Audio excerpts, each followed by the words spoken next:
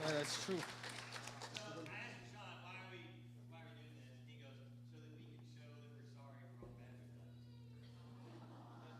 That's true.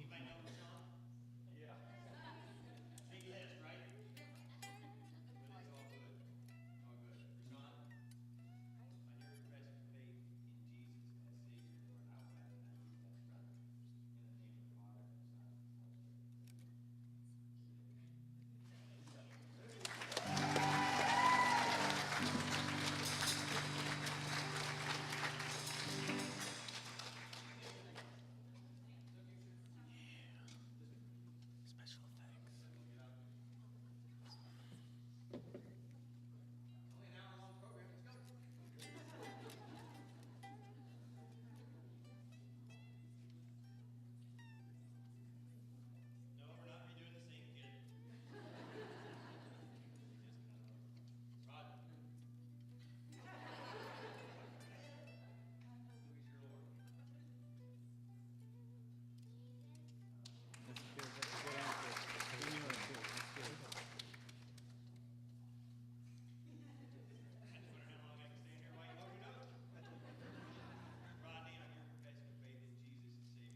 Everyone, G.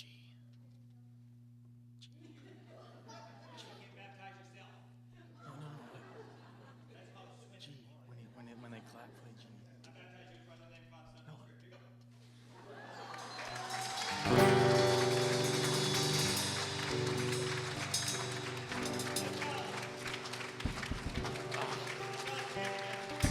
Yeah. Play. Start playing. Start playing. Man. That's all you. Come on, you gotta give it some more. You wanna go? I don't start until like after though. He starts singing at one time.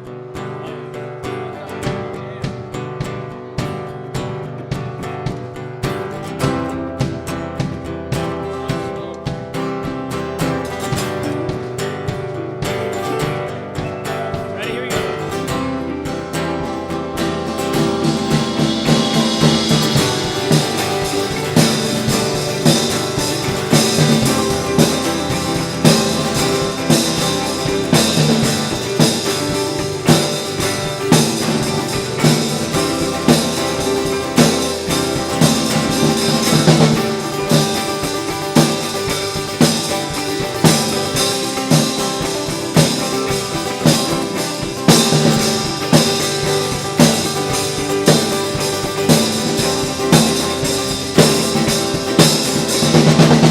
All consuming, one desire, no survivor in the fire. Gates are wide, an easy rider.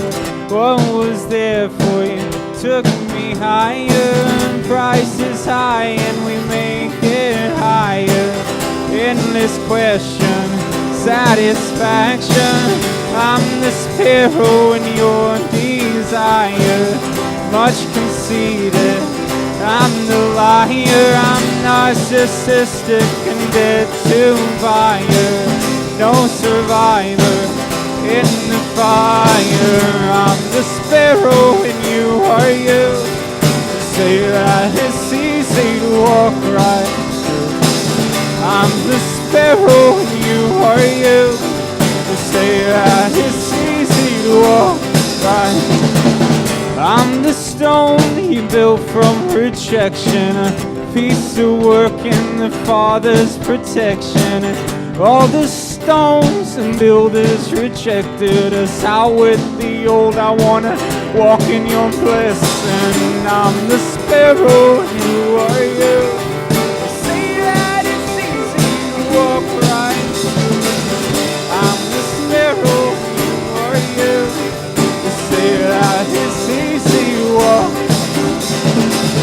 All the walls between me and you, I built a bridge on the river and you walk right through it.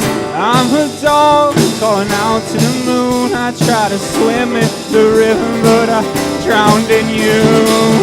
Lord, prepare me sanctuary. I'm undeserving. Your always worthy. I'm much afraid of the dark. Without you make me pure and holy and tried and true. I'm the sparrow and you are you. It's easy to walk right through it. I'm the sparrow and you are you. They say that it's easy to walk right through it. I'm the sparrow and you are you. They say that it's easy to walk right through it. I'm the sparrow and you are you. They say that it's easy to walk right through. All consuming, one desire, no survivor in the fire. In this question, satisfaction, no survivor in the fire.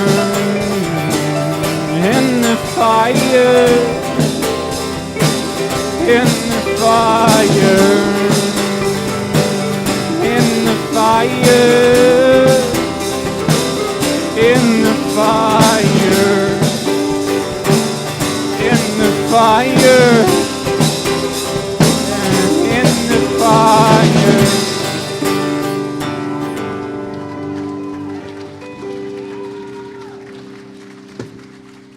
Thank y'all. How's everybody doing tonight? This morning. Happy Mother's Day to all the mothers out there.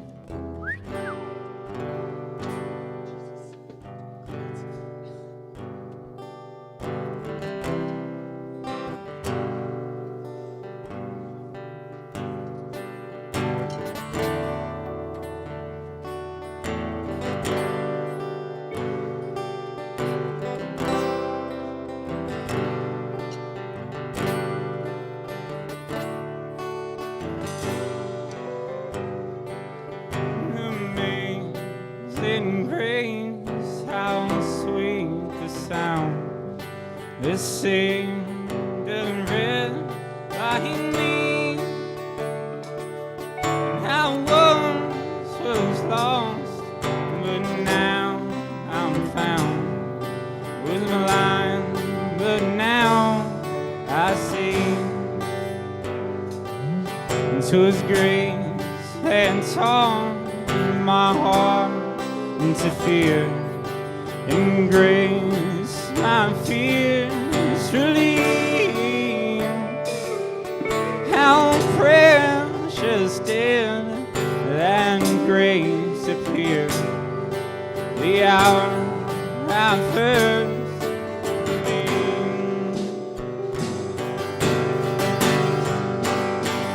My chains are gone, I've been set free. My God, my Savior has ransomed me. Like a flood, His mercy reigns, unending love, an amazing grace.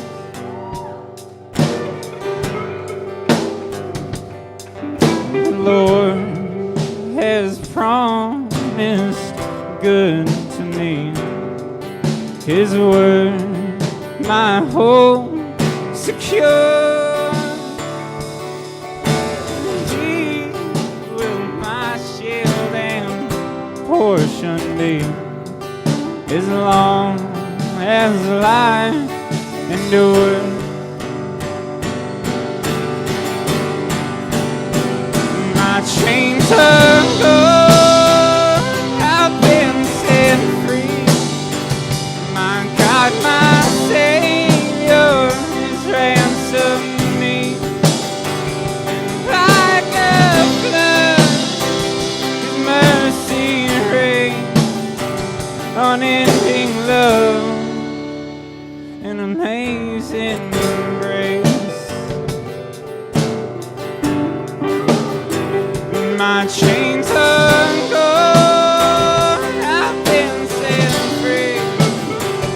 My God, my Savior has ransomed me. And like a flood, His mercy reigns,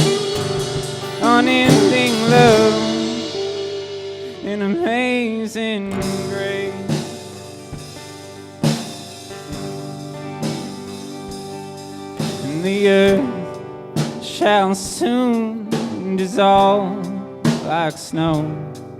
The sun forbear to shine, but God who called me here below will be forever mine. Will be forever mine. Will be forever mine.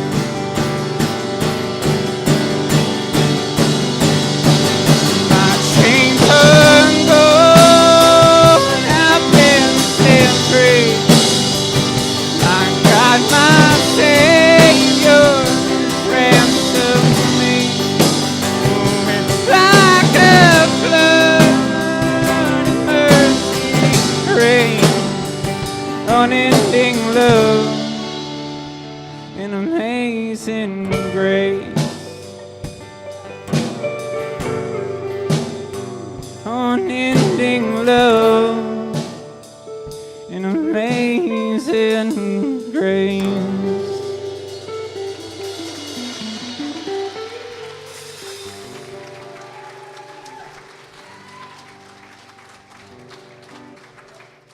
And God, we thank you immensely for unending love and amazing grace. In your name we pray. Amen. Y'all be seated. So yeah, it's Mother's Day. Whoop, whoop. So the boys gave their mother the day off. It's a good deal, right? That wouldn't be too bad. Except yesterday at 3 o'clock, they were in Charlotte, North Carolina, surprising Nate and Justin's mama. So they're making up for a lot of stuff we probably don't know about. But they're good boys, but they haven't slept, so if they doze off, they're okay. I can just a minute do something. So we're going to do our Mother's Day thing, except I need to do a really quick head count. Could all our mothers stand up?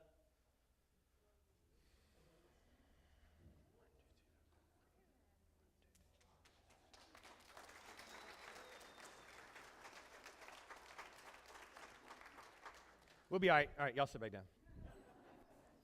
Yeah, I was just doing math. Just quick math. So now the kids, so if somebody just stood up that you called mom, would you come down here? Or if your mom's not here and you stood up, come down here. Come on. Come on. Come on, come on, come on, come on. Yeah, we might need some older. Oh, no, we got Joshua. What do we need older kids for? There you go, big fella. Yeah, Gracie, why don't you come and help out here? And Michaela, you act 12. Come on, you can come up. No, come and help Gracie. Oh, Mally's got something to do in a minute. Okay, so here's what we're going to do. First of all mothers need exercise, right? So you've just had your first little bout. Okay, so I'm going to have you stand up again. It's like a Catholic prayer meeting. It's fine. Just up. There you go. So we're going to do flowers first. So the big girls are going to put a bundle in their hands, and you will just grab a couple. Don't hurt them, and give to every mama who's standing up. Can you do that? Go do that first. Come on. You girls grab a bouquet each, and then let the little kids hand them to the mom. So you're just carrying them. No, you're not. Hey, you got to go that way. We're going to handing out flowers to the women who are up. Come on. Hey, give me a finger. Come on. Well, then come here. You go give it to them. Seriously.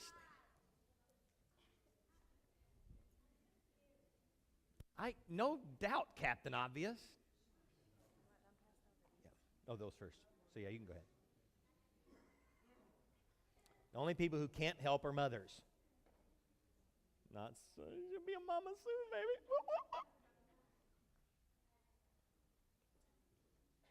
How you doing? Glad you could be here. After you get your flower, if you'd sit down, it really helps with the, aren't you a mother? Then put them down. Put them down. Oh, isn't that cute? See that? Oh, it's got 15 minutes of fame there. Over 1 billion people could have seen you.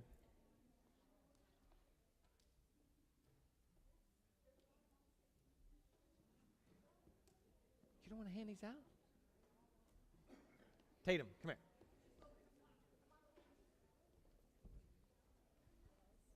You're going to hold the basket. We got to wait till they all sit down. Hey, there is an entire other side of the church. There's 72 in there, and I counted, and we're doing really good. There's 72 in the bucket. Yeah, you're just going to stand there. Well, John Anderson told me there were 72 in there. If there's not, it's his fault.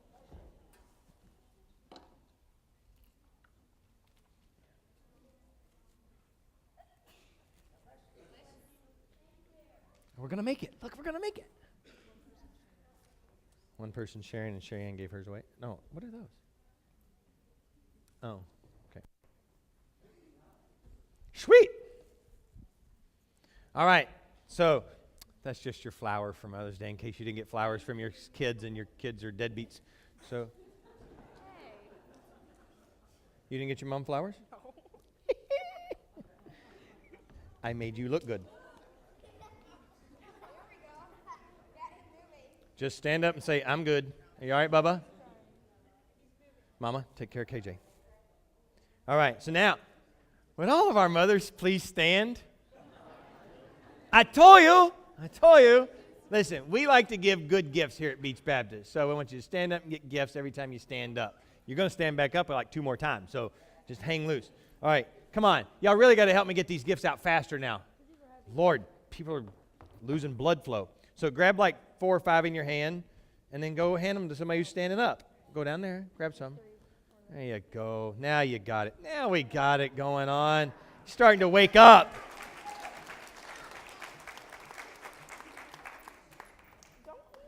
No, let's let him handle with 2. Keep going. Just grab some and go. What is the focus with one side at a time?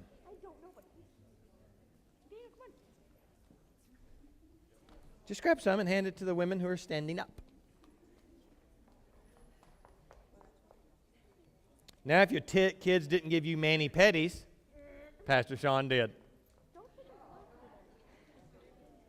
Not literally, I'm not giving you a mani-pedi. I'm giving you an emery board. Here, maybe you'll mess with them a little more if you stand in the middle.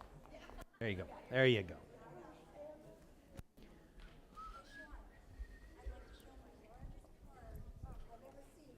Hold on.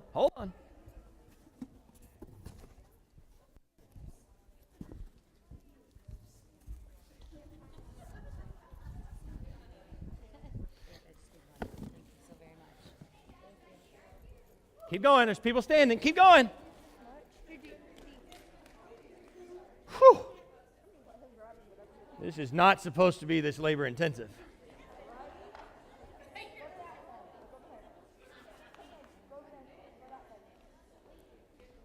Nobody run over Noah.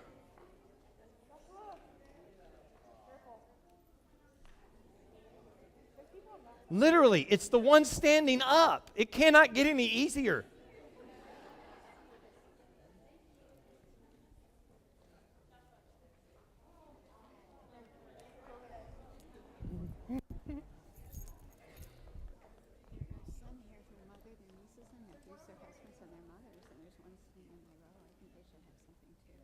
Say it again. There are some here who mother their husbands, mother their nieces and nephews, and that mother other family members. Oh. And there are some in my row, and they do wonderful things. Absolutely. Okay, so it has been brought to my attention, and that's a very good idea. Oh. Spit. I did. If you were in Sunday school, you understand. I sneezed on them all. There's a story in Acts about the preacher sneezing on stuff and then selling the handkerchiefs. You get the point. So that's what I did with these. Okay, so if you're a check this out. If you're a lady that you didn't like give birth, but you actually mothered someone. They could be adopted. They could be a family member that you raised, that you played the role of a mother. Would you stand up? Not a boy. Not a boy. Go take care of those. Take care of those. One more? All right. Stand. Oh, you got one? Okay. So I want to make sure everybody who played that role. Good stuff. Paula, did they see you back there in the coffee shop? You got it covered? Okay, good. Going once, going twice. All right, so she got one. No, she got one. No, she got one. All right, so for Mother's Day, we're gonna stay in again today because it's Mother's Day. We want everybody to share. So go on back and sit with Mom. Try to keep them, make sure they behave, do well. All right, this comes part of our program. I've been doing this for 13 years. I have never got it right, so do not shoot the messenger. So if all of our mothers would stand up. I told you ahead of time. I told you. We're going to try to do this. What I'm looking for is the oldest mother. Okay? So I'm just going to tell you ahead of time. No. You do not get to prejudge yourself. We judge. So if you are under the age of 50, you can sit down. Under the age of 50, sit down. Okay, if you're under the age of 55, you can sit down. I was trying to get you on the first run. Under the age of 60, so you wear your stuff well. That's what it means. Under the age of 70. That way I didn't have to pick your ages out. Under the age of 75. Under 79. Under 81. There she is. Oh, no, wait. Oh, sorry. Okay, you can call me Steve Harvey, but that was a false start. No, you stay up. You're just a little shorter than the rest. I can't tell. Under the age of 85. Oh, got her. Now you got to come get it. Parade of the old. Listen, she travels farther than anybody on Mother's Day just to come to Beach Baptist.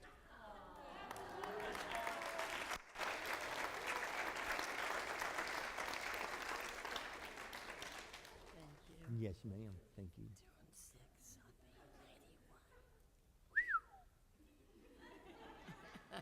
Somebody make sure she makes it back. How old? Did you say 91? You do the math. 6, 26, 1926. I don't do math. 81 or 91? I am 90. Oh, okay, I got it. And the 6th of June, I will be 90. She wants you to know she's going to be 91 in June. Yeah, absolutely. Not to mention the fact you've gotten a gift from me for the past 5 years. I'm always down here this time. What? Oh, I know. Shoot. Yeah, you are.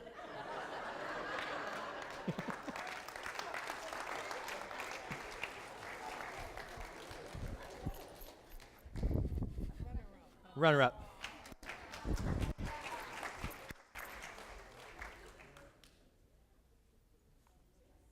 No, we're still okay. So hold that in case I messed up. Don't open it. All right, would all of our mothers stand up? I love this part. Now we're looking for the youngest mama. No, you all want to stand up now. You'll all stand there. You mean start at 100? No. Now, how do you start this? Now, this is where I get messed up.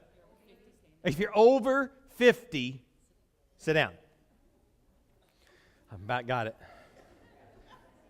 If you're over 40, sit down. If you're over 35, sit down.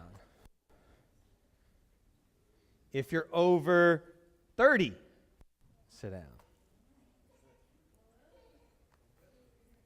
Bum, bum, bum. If you're over 27, sit down. Okay, we lost Nikki. Okay, here we go. Nobody else over there? I want to turn my back on you. If you're over 25, sit down. Oh, you are 25? Thanks, Captain Obvious.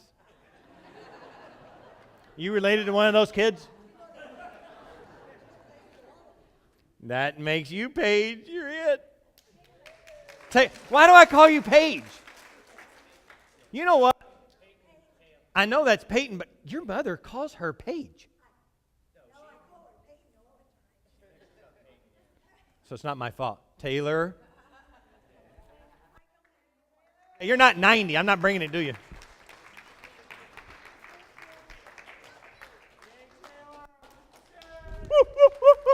Okay, hey, would all of our mothers stand up?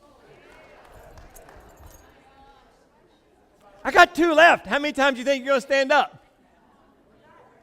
Okay, that's what I thought. Now, I don't know how to do this one. If you have more than, I'm trying to get to the one who has the most kids. Oh, if you have 2 or less, sit down. Some of you had to think about that. Cindy? If you have 3 or less, sit down. 4 or less, sit down. 5 or less. Seriously, y'all can't sit down at one time. Okay, so you 3 stand back up.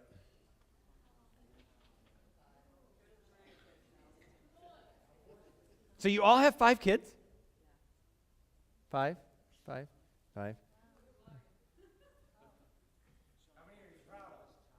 Yeah.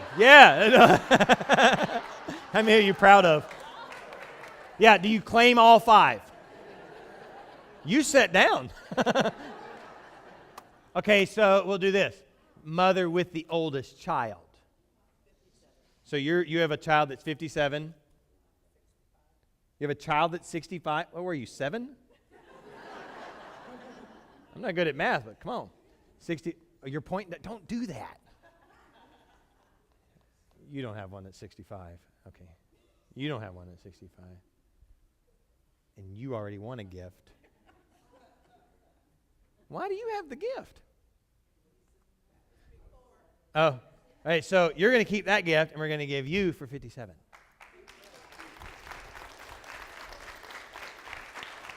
Yes, ma'am. Now, Johnette told me that I needed to do a special Mother's Day gift, but I have no clue for what. And she's out of town to see her mother. Huh? Oh, that's what it was. It was grandparent. It was a woman with the most grandkids, because that automatically made you a mother, right? See, that's good. So, would all of our grandmothers stand up? By God, you better not be standing up. Surprise! Okay, so if you have 2 or less grandkids, you can sit down. Look, I just feel like I'm going to be over here. 3 or less grandkids. It's going to be one of the people with 5 kids. I mean, unless they're just really crazy. Oh, dear God, just grandkids. Like to have the mothers with the most fingernail polish, please. 5 or less grandkids. 5 or less grandkids. 6 or less grandkids. 7. 8 or less. 9 or less.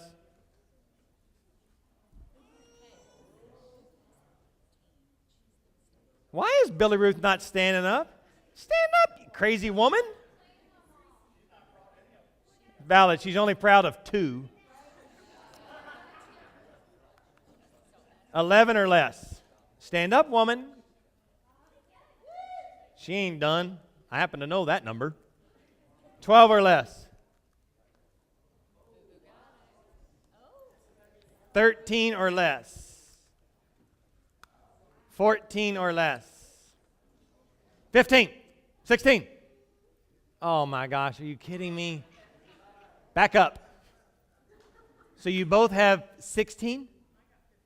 Then sit down. You were at 15 or less. Come down there. Might I say you got some active little kids? You only had 1 kid when you stood up earlier. Oh, you were at the 5. Okay. And I have 3 great-grandchildren and another one on the way. Great. Any greats? No? Yeah? Greats or just greats? Okay. Let me say a prayer for all our mothers. Can we do that? Yeah, we're not doing that. Yeah. God, we thank you for mothers. We thank you for this unit that you created within our homes that exemplifies your life. May we always show you to the world through Mom. May you be ever present in our lives and coming through Mom. In your name we pray. Amen.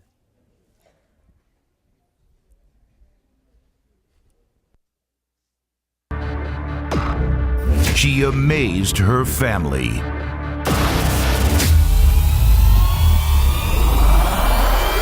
But now, Mom, my science project is due tomorrow. Jeremy hates me. when chaos strikes, Mom, I want to play Xbox. No, it's my turn. her true powers will be revealed. Hey, honey, your mom said she's going to stop by later. Is that okay?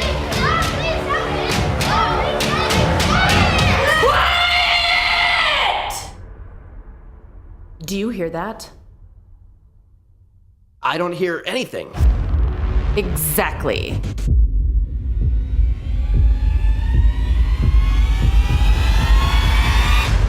I'm painting. Natalie, what did you do? How did she know? Gifted by God with the power to read minds. I don't have any homework. No. I mean, I did all my homework. No. Well, I did some of it. No. Fine, I haven't started yet. There's the truth. The wisdom to restore peace. He said, that's it. We're finished. So sick of this texting. What? Let me see that. Wait, this says sick of this testing, not texting. Oh, right. He was taking the ACT. Thanks, Mom. The insight to see the future. I forgot to think of a science project. Yeah, I thought you might. Yes! With a verse of unlimited capacity.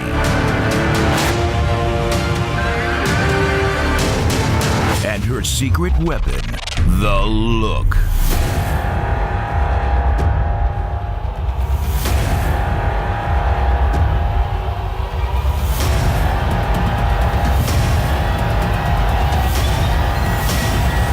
Yoink! Hey. Oh, come on, Billy! These abilities combine to form the ultimate example of warmth, tenderness, and dignity.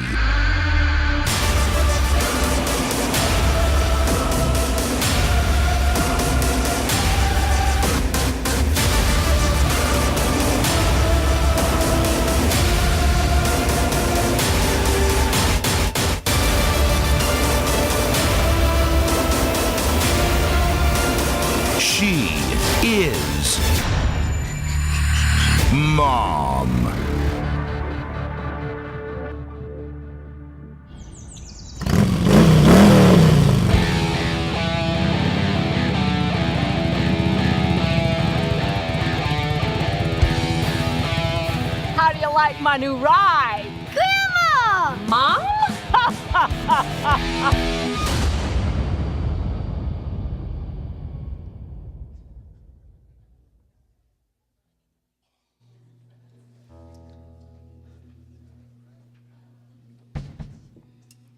Happy Mother's Day, Mother. I love you.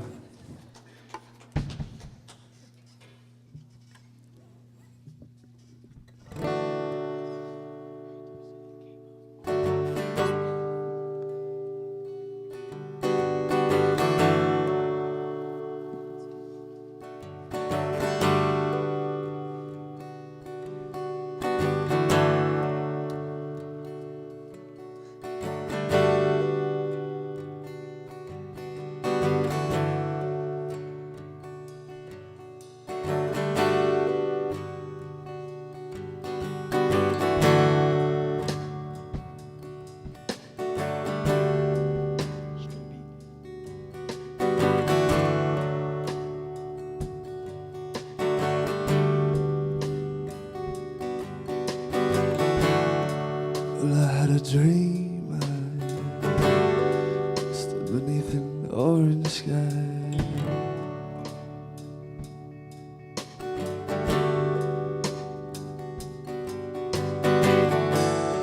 Yes, I had a dream. I stood beneath an orange sky.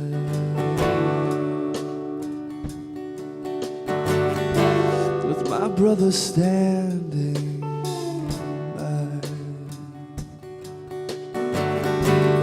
My brother standing by.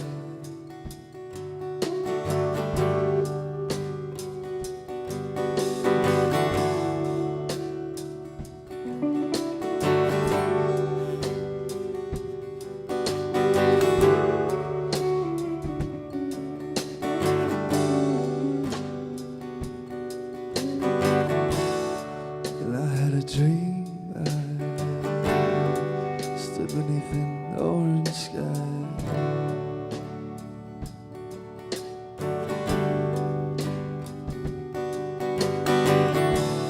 Yes, I had a dream. I stood beneath an orange sky. With my sister standing.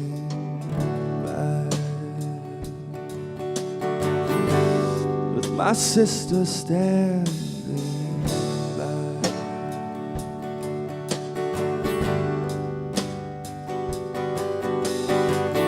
I said, sister, here is what I know now. Here's what I know that goes like.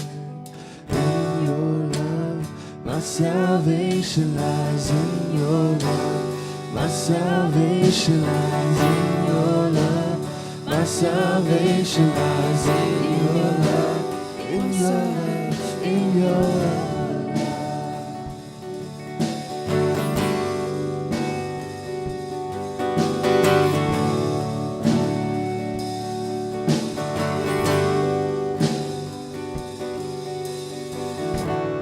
When I am alone, thrown off the weight of this crazy stone.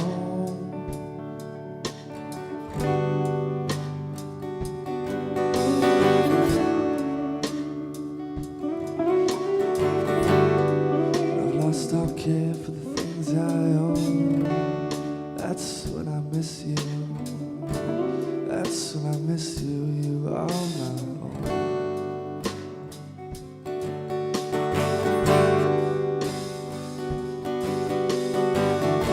And here's what I know now. Here's what I know, and it goes like. In your love, my salvation lies in your love. My salvation lies in your love. My salvation lies in your love. My salvation lies in your love. My salvation lies in your love. My salvation lies in your love. My salvation lies in your love.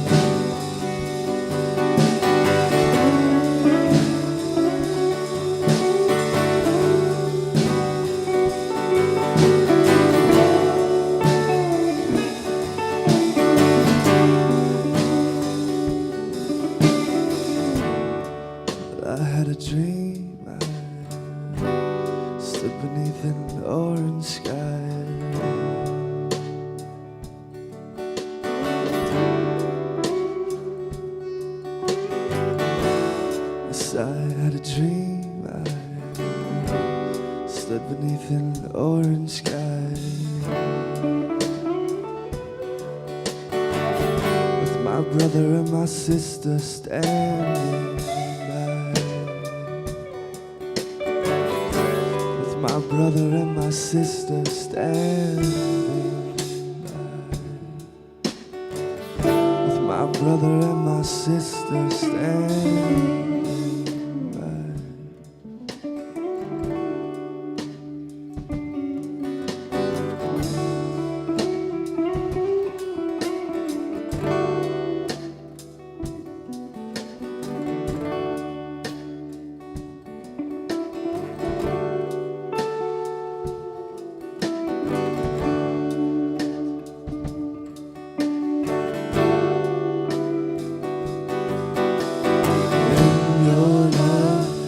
salvation lies in your love. My salvation lies in your love. My salvation lies in your love. My salvation lies in your love. My salvation lies in your love. My salvation lies in your love. My salvation lies in your love, in your love, in your love.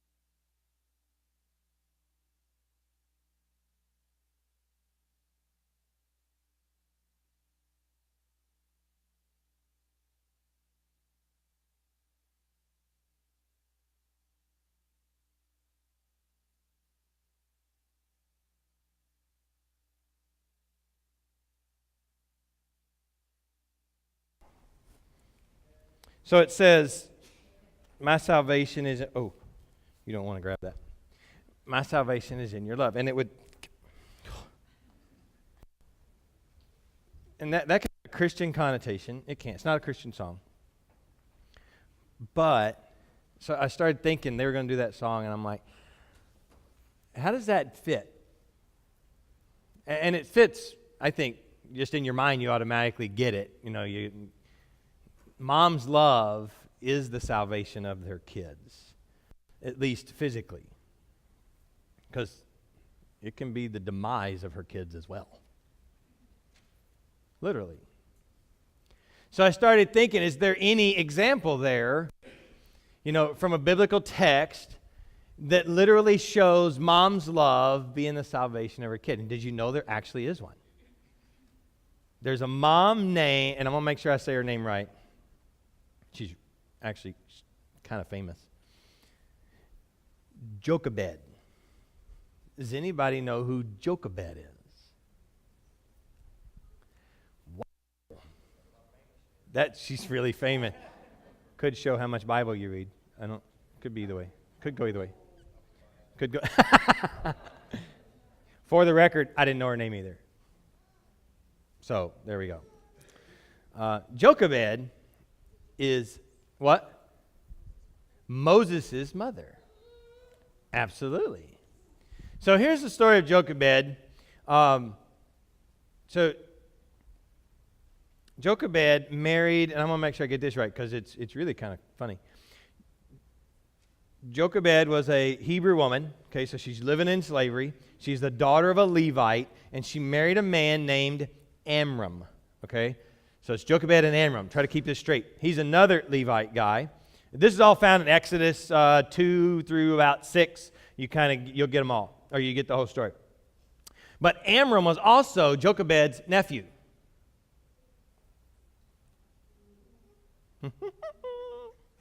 So Jochebed was both Amram's wife and aunt.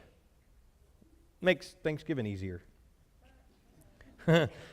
So we also know that Moses was born several years after their marriage because there was another person, Moses' sister. Do y'all know her name?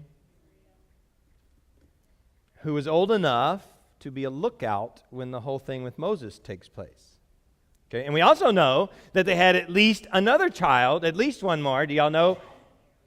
Aaron. Thank you, Moses' brother. So there's the whole family, well, pretty much. So we got Amram and Jochebed, and we have Miriam, Moses, and Aaron. Moses and Aaron pretty much in that order. Now, it's difficult being a Christian today, especially a Christian mom. It really is. And especially raising teenagers. It'll suck Christianity right out of you. Well. But it's just as hard. I mean, but it's been this way since time began. We talked about this in Sunday school. Sometimes we read these Bible stories and we think it was just all religious and everybody's like, "Oh, Jesus is good. It's awesome. Hey, how you doing?" And it was not that way. There was turmoil, there was trials, especially in the Old Testament. But then even in the New Testament, Paul's preaching, he's teaching, he's getting beat, he's getting jailed. So it's just Christianity is bad all the way through. It's hard, okay? It was never, ever easy, never promised to be easy. It's only you and I culture who said, oh, it's got to be easy. It's not, okay? It's not going to be easy. Jochebed is faced with a pretty strong problem, right? So what happened was all of the Israelites, they've been in slavery for 400 years, and Moses becomes born around the time that the Israelites have gained so many in population that it's scaring the Egyptians that they're going to have a takeover. So Pharaoh comes along with a rule that says we're going to kill every baby under the age of 2, okay? All of the Israelite babies under the age of 2. Moses is under the age of 2. Now the Bible says that Jochebed kept her baby for at least 3 months, okay? So we figure that at 3 months, babies start to crawl, babies start to kind of move around a little bit, right? Nope. Even back then? Anybody back then? So none of y'all know. We're going to go with my story. Okay, so we figure that it was getting harder. When I say we, all of us elite biblical scholars and theologians, we figure that it's getting harder for Moses to be hidden. You know, as a baby, I don't know. It doesn't really make a lot of sense in my mind either, but that's what we're taught. So it's getting a little harder. It's kept him on these 3 months. She has to make a decision. Give up the baby. Give up the baby. Salvation. For salvation for Moses, mama has to give up the baby. So she does. Y'all know the story, right? Puts baby in a basket in the Nile River, floats him down. Okay? Jumping up. Now we don't know how old Miriam was, but she was obviously either old enough to listen to mom, get some ideas in her head, or just come up with these on her own. So Moses is floating down the river, and along comes Pharaoh's daughter, the princess, and she's taking a bath and sees baby Moses. Now, for some reason, and I believe this mothering instinct is given probably to all women, she sees a baby and has compassion. In comes Miriam. Miriam with this idea, hey, Pharaoh's daughter, princess, you can't feed the baby because Enfamil hasn't been invented yet. Y'all do the math. You can't feed the baby. Shall I go get a Hebrew woman to do so? Princess, yes, absolutely. Good idea. I like your style. So we go get Moses' mama. So mama gives up baby for his salvation, gets baby back, gets to raise baby, at least through the nursing phase, and it says some in teaching. So we know he was with back with Jochebed for at least a little while. But then we also know that she had to give him back up again. 2 times. I mean, come on, first time. That's second time? Moses' salvation physical salvation is literally hinging on Jochebed's love for him. Now, she spent time with him, as I said, before she had to give him up. So he got a little versed in what he was supposed to do. So she was able to impart her godly, not instincts, but godly knowledge or teaching of his heritage, the Israelite heritage, as well as the God that she knew of. So she's able to model this for him. She's able to teach him these things. She would have told him about Jacob being in prison probably. She would have told him about Abraham being declared righteous. I mean, they talked like that back then. You know, they would say, you know what? Abraham didn't have any way to get to God at the point, and God came down and said, you're mine. And so she would tell him that story and then, like I said, about Joseph getting in prison, and that's how they actually got there. You know, they got in slavery because the famine happened and they showed up in Egypt, and Egypt liked them in the beginning, and then slavery. It was just a huge mom imparting into Moses' life stories about him, about God, about his family. So much so that, or so much woven into the fabric that Jochebed and Moses make it into the New Testament in Hebrews 11, which is what we call the Hall of Faith. Okay, it's all the phrases start out by faith. I just want to read you the Moses and his mom version or portion of Hebrews 11. It's 23 to 27. Did I give you that one? I did. So we'll be reading this for the first time, some of us.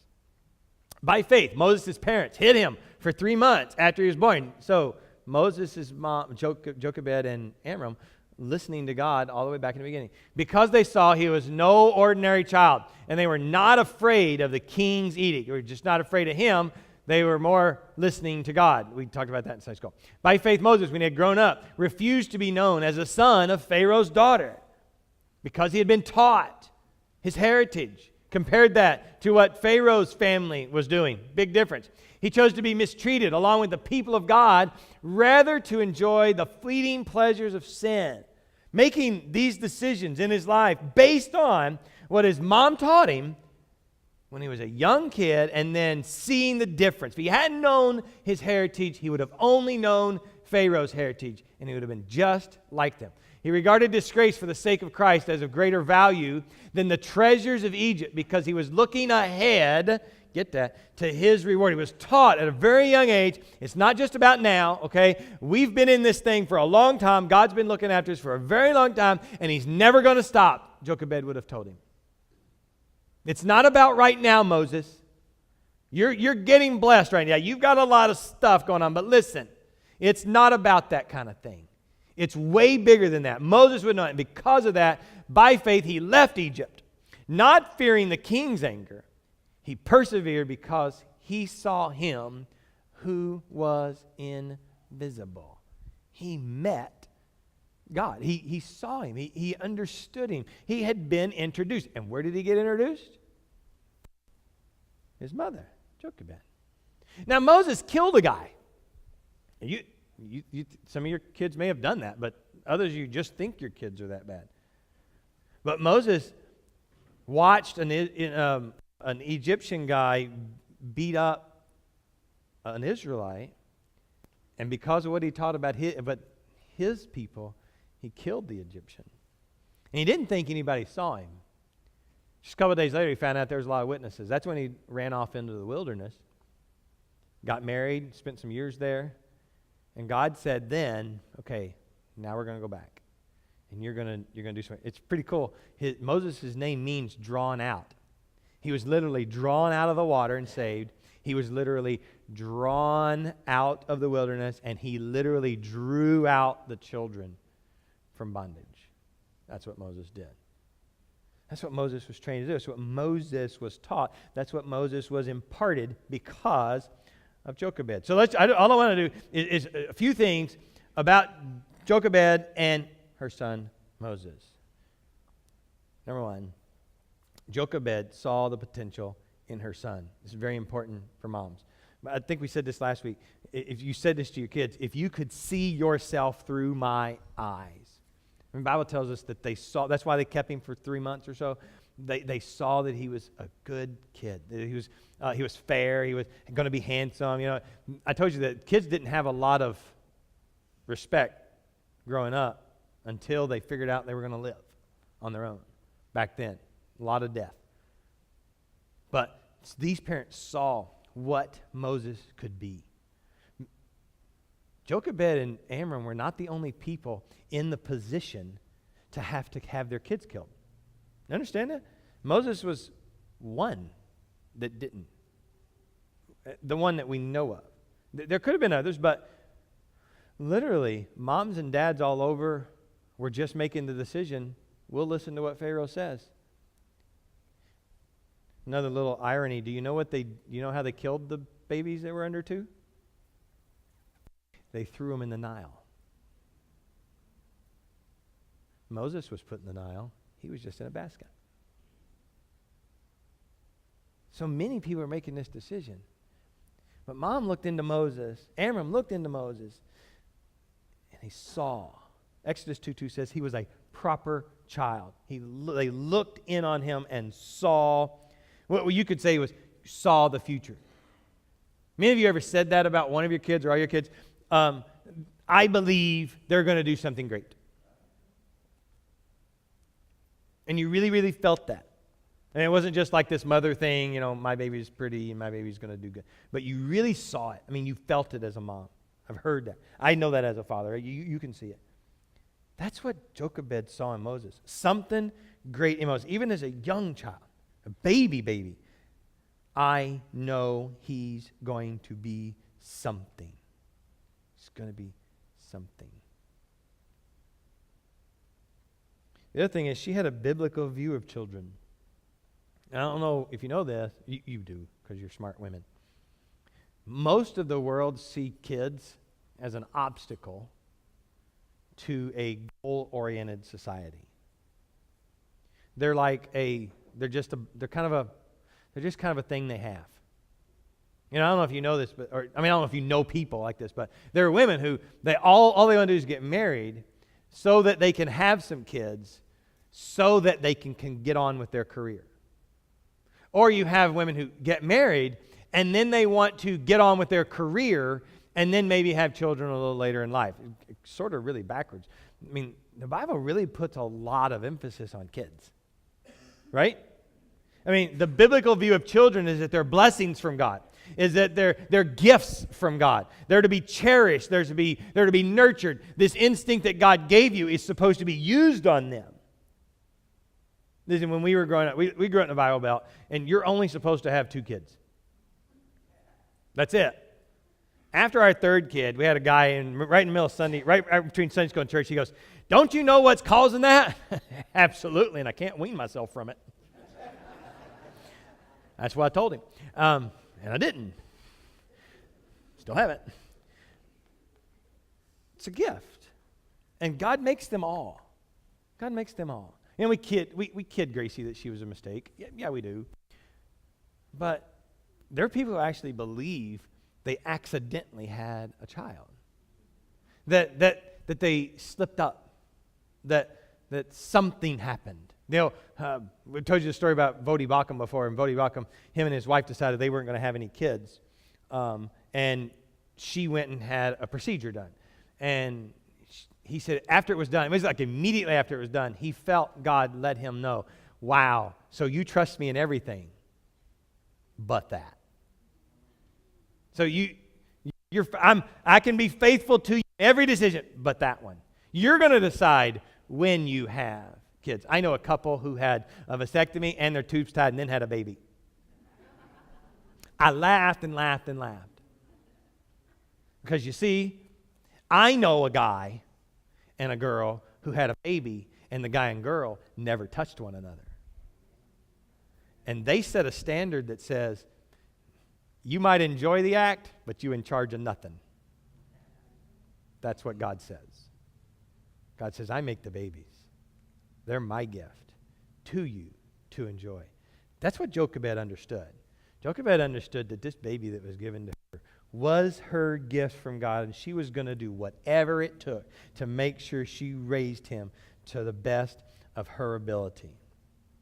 Psalm 127 says, lo, children are a blessing of the Lord. Fruit of the womb is his reward. These are his doings. He authors life. I say that all the time. I hate it when people talk about anything that they've got any control over birthing babies. Well, you could just not do it. Got to go all the way back to Mary and Joseph then. Still happens. God's gift of kids is going to be given if he's chosen to give it. I don't care what you try to do to stop it. You have nothing. And you got to understand that from a biblical standpoint. God's view needs to be your view of children.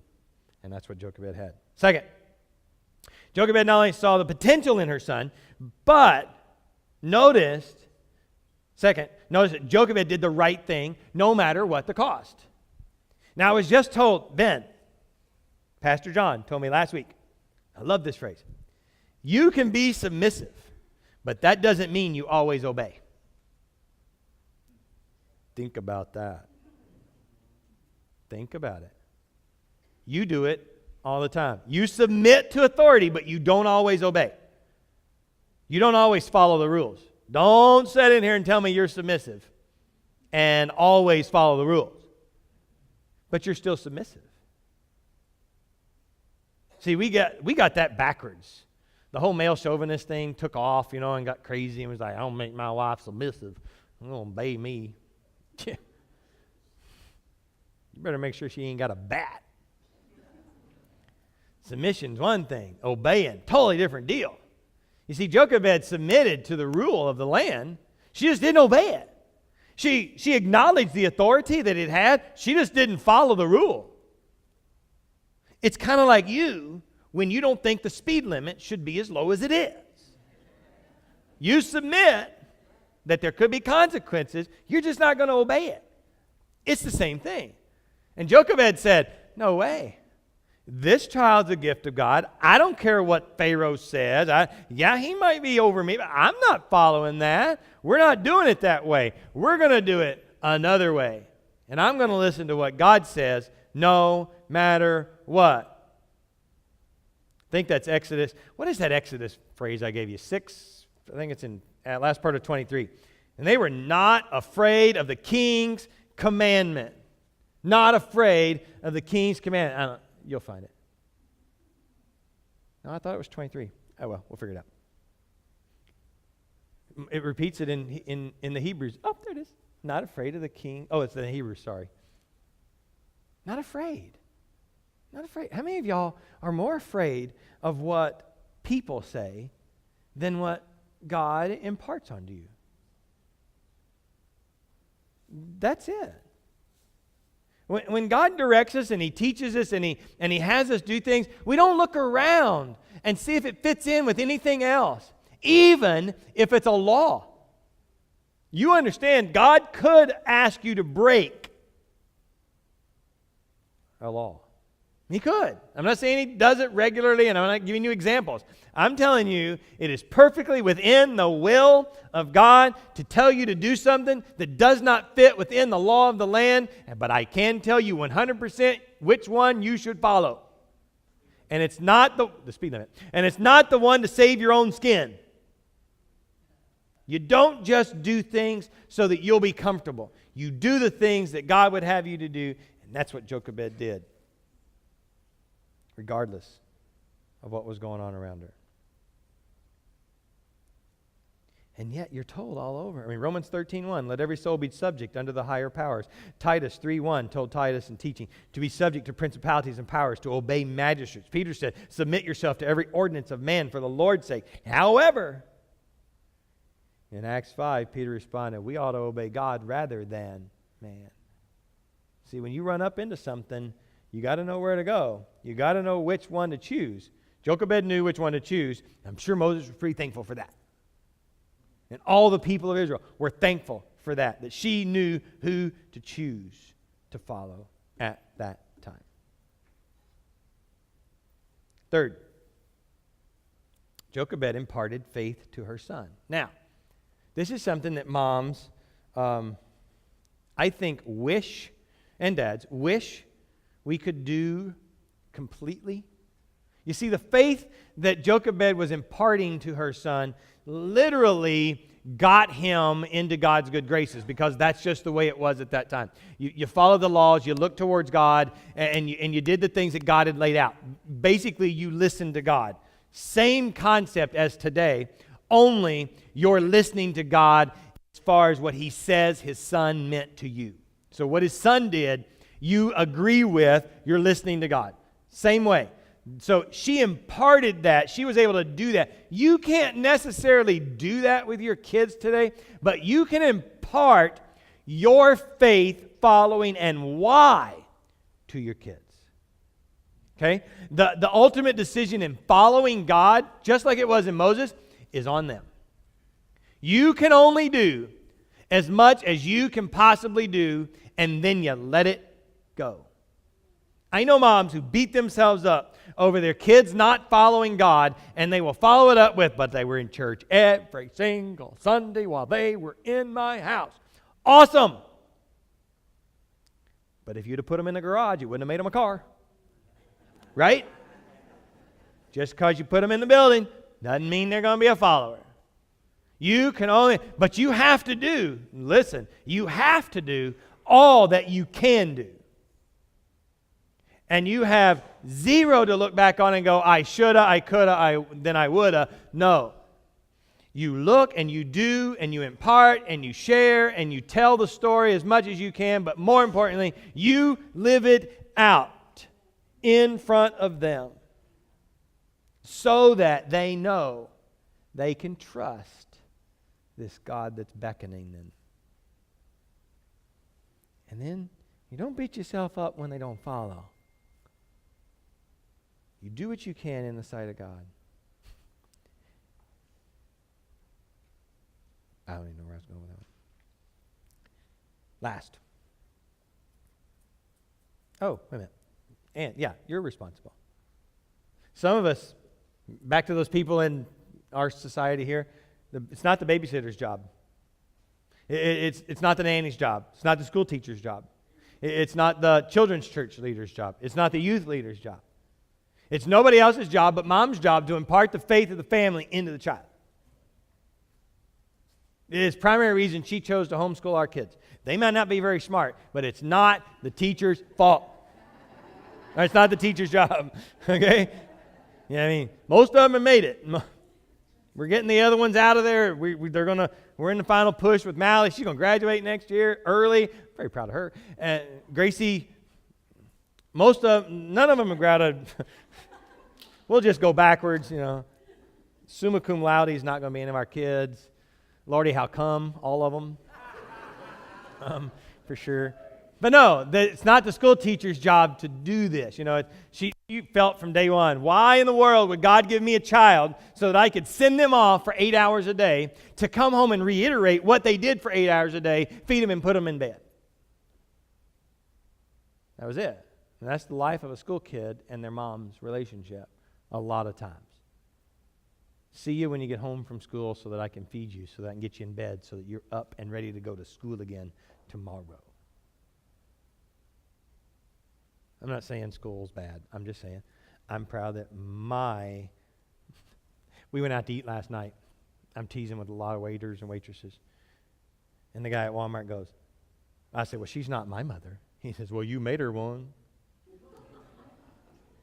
So I'm proud that my baby mama chose to homeschool our kids. I said that story just for that. That's it. Last. Jochebed helped Moses take the long look in life. I told you that. Jochebed imparted that it's not about right now. Okay? And that's how I can, and I toot my wife's horn all the time. Probably not enough as far as it raises kids, but She's taught them a lot that it's life is not about what you do. Okay? It's not about your current position. It's not about the grades you make. It really isn't. That's not life. Life is about listening and being who God wants you to be. You know, she tells our boys, you're not, I don't care what you are, but more than likely you'll be a husband and a father. Whatever else you do takes care of those two things. Girls, you're going to be a wife and a mother. Everything else takes care of those two things. Those are primary. See, that's what Jochebed was teaching. Not to just look at your surroundings now and get all happy and comfy and try to stay comfortable, but to look forward to what God has planned for your life and make that your goal. And everything else is just gravy. Everything else is just noise. What God has for your life is the most important. Jochebed just drilled that into Moses. Drilled that. There's no way that she couldn't have, there's no way if she hadn't have done that Moses wouldn't have got sucked into that Pharaoh lifestyle. To that, he had the palace. He literally chose to move out of the palace to go live with the slaves. And that was because of his mother. It was because of what she taught him. 100%. He was able to follow because of what he was taught. I hope you're doing it. I hope if you've been taught that, you'll tell Mom thank you today. If you got that message, that you'll call her, send a note. You know, I hate holidays. I told Sherry this the other day. I just hate them. I told you about Christmas. I'm not really happy about Easter anymore. You know, it's like we have to shove everything into one day and then do whatever we want for the rest of the year. And that's Christian for Christmas and Easter. And then it's Father's Day. I mean, come on. Kids, everybody's a kid in here, okay? We need to celebrate heritage, family, moms, dads, all year. Not relegate it to one single day. I hope you're not here in church with Mom today and this is your only time you come in a year. I don't want to embarrass you, but I promise nothing says less to her about what she means to you than you tagging along to church one day a year. She's going to be happy today, but she'd be much happier next Sunday. She'd be much happier knowing that what she taught you has been imparted and you're living it out. That's what Jochebed teaches us. That's what Moses' life teaches us about what Jochebed taught him.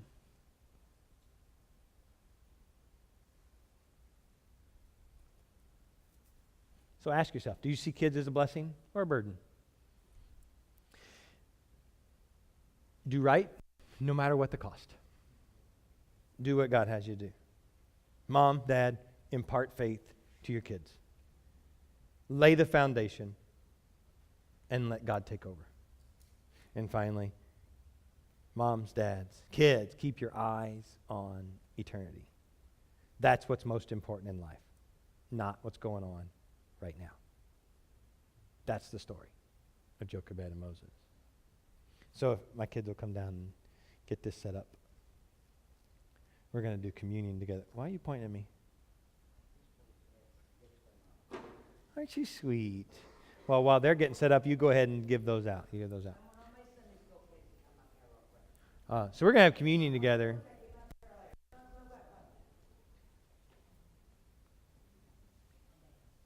Do you want me to have the mom stand up? I was just kidding. Oh yeah. So if you got a kid in Sunday school, Mary wants you to stand up. If your child is in Sunday school, Nikki's back there, Jackie's back there. Now KJ had to leave. Remember KJ fell off the stairs.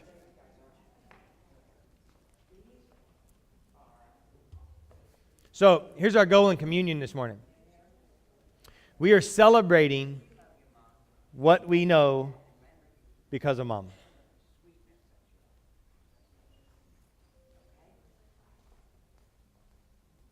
You got a good Sunday school teacher there. Yes, you do. So when you come to this table, it's all about God. It's all about your relationship with Christ. But today, especially today, we're remembering For most of us, because Mom. I wouldn't be standing on this stage if it wasn't for my mom. She was one of those that took you to church every single Sunday. She didn't believe that made me a Christian, but she believed I knew the way. So that when I was introduced to the way, I knew what it was like to follow Him. So as you're breaking this off and you're remembering the sacrifice He made with His body and His blood, I also want you to acknowledge the sacrifice moms have made for your salvation, both physically and eternally. And be thankful. And then when you leave here, be sure and tell them somehow, thank you. If Mom's already gone, she'll know. She'll know. Pick up the phone, send a note, whatever you can do. Thanks, Mom, for getting me where I'm at. Let's all stand together. Let me pray for you, and then you make your way up to one of these stations. You can go back to your seat when you're done, and we'll be dismissed. God, I thank you for not only moms, but for the salvation message in your love that got passed down to my life, to my kids' life. Thank you for being who you are. And may we remember today the sacrifice you made and the sacrifice moms make for us to be saved. In your name we pray. Amen. Y'all make your way up. Oh, it's so bad.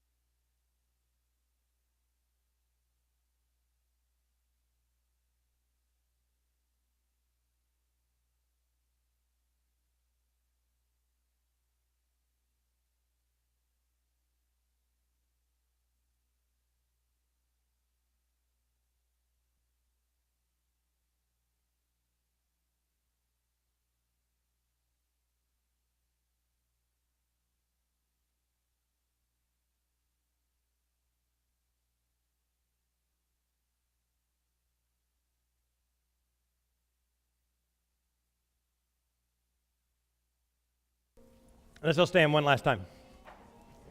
I know. Wow. It's more cardio than most of you had all week. Definitely me. I want to let you know, if you know of a mom that's not here that you want to take a gift to, please help yourself. Take those out and get them into a mom's hand and just tell them love from Beach Baptist. It's all that matters. So yeah, they need to go somewhere. So take them out. So see you back Wednesday night, 5:30 for Family Fellowship Meal, and then 6:15 Bible study following that. Take a look at the bulletin. If you're on vacation or visiting while you're here, your family, this is Noah's last Sunday.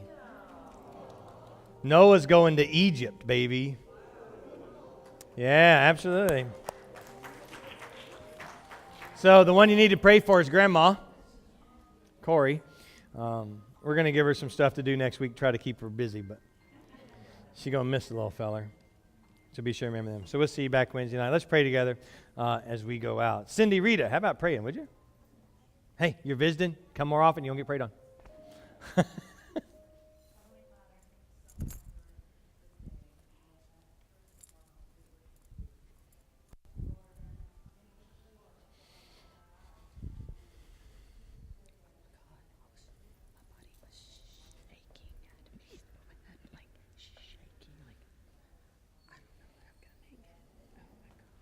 I kicked the step getting into the sound booth.